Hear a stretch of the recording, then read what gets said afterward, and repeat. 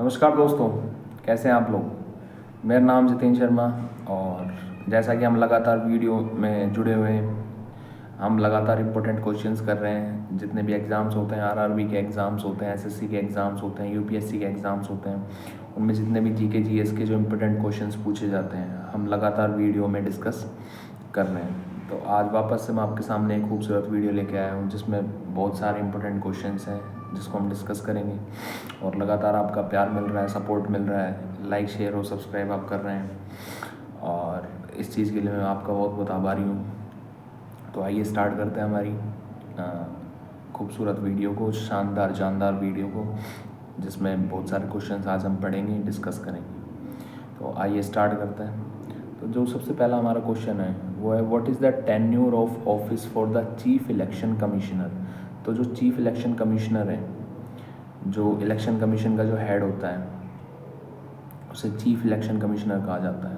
तो उसका जो टेन्योर यानी कि उसका जो कार्यकाल है वो कब तक होता है या कौन सी एज तक, कौन सी उम्र तक होता है। इसमें 4 ऑप्शन दिए गए हैं। उसका 6 साल तक होता है या फिर वो 65 साल का हो जाए जब तक होता है। दूसरा ऑप्शन है 5 साल का कार्यकाल होता है या फिर 65 साल का वो हो जाए जब तक, या 5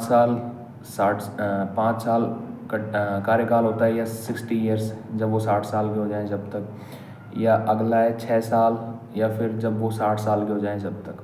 तो इसका जो राइट आंसर वो है 6 साल का कार्यकाल होता है। और जब अगर वो मान लो 65 की एज हो जाती है, उनका कार्यकाल अगर जब भी उनकी अगर 65 एज हो जाती है तब भी उनका कार्यकाल समाप्त हो जाता है, या फिर जब 6 ईयर्स कंप्लीट हो जाते हैं तब भी उनका कार्यकाल समाप्त हो जाता है। तो राइट आंसर है 6 ईयर्स और up to the age of 65 years. अगला जो हमारा क्वेश्चन है वो है, Samata Sainik Dal was formed in 1927 by whom among the following personalities. तो जो समता सैनिक दल है वो 1927 में किसके द्वारा इस्टेब्लिश किया गया था।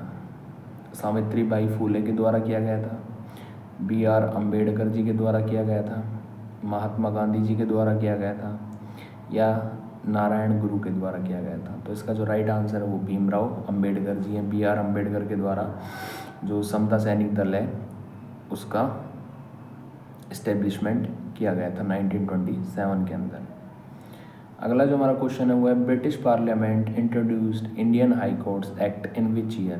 तो जो हमारी ब्रिटिश पार्लियामेंट थी, हमारी नहीं अंग्रेज़ों की ब्रिटिश पार्लियामेंट, उसने कौन से एक्ट के दौरान इंडियन हाई कोर्ट्स की स्थापना की थी।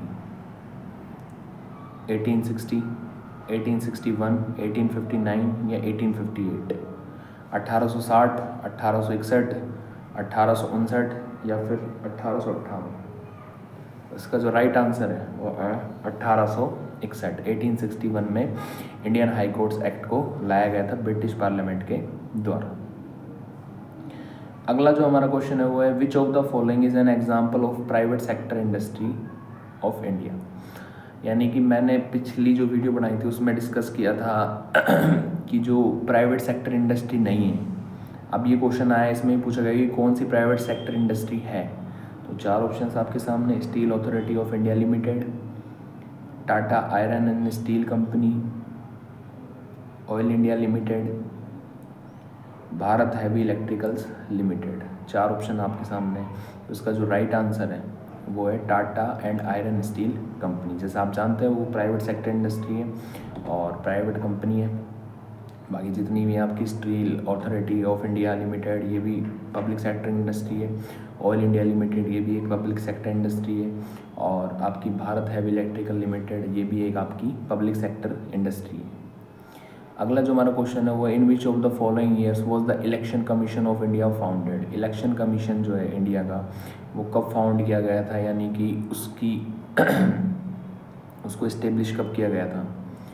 1955 में किया गया था, 1952 में किया गया था, 1950 में किया गया था, या 1947 में किया गया था।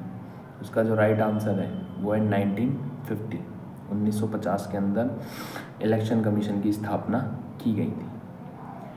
अगला जो हमारा क्वेश्चन है वो है, when was the pro kabaddi league inaugurated for the first time in India.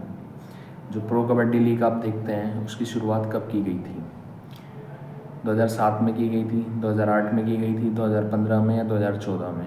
तो इसका जो राइट आंसर है वो है 2014, 2014, जब हमारे देश के प्रधानमंत्री नरेंद्र मोदी जी प्राइम मिनिस्टर बने थे। उसी साल प्रो कबड्डी लीग जो है उसकी स्थापना की गई थी, उसकी शुरुआत की गई थी। अगला जो हमारा क्वेश्चन है वो है Wood dispatch of 1854 primarily deal with which of the following subject matters. जो वुड डिस्पैच ऑफ 1854 आया था वो बेसिकली किस चीज़ के लिए आया था? 4 ऑप्शंस आपके सामने। एजुकेशन के लिए आया था, रेलवे के लिए आया था, फाइनेंस के लिए आया था या फिर हेल्थ के लिए आया था? आप सब जानते हैं वुड डिस्पैच ऑफ 1854 किसके लिए लाया गया था? एजुकेशन, शिक्षा के लिए लाया गया था। तो जो राइट आंसर हमारा वो है एजुकेशन। अगला जो हमारा क्वेश्चन है वो है in which year was the MP-LADS scheme implemented. MP-LADS scheme आप जानते हैं, member of parliament local area development scheme, ये इसकी फुल फॉर्म होती है। और इसकी शुरुआत कब की गई थी? इसकी शुरुआत 4 ऑप्शन आपके सामने देता हूँ। 2003 में की गई थी, 1983 में की गई थी, 1993 में की गई थी या 2013 में की गई थी?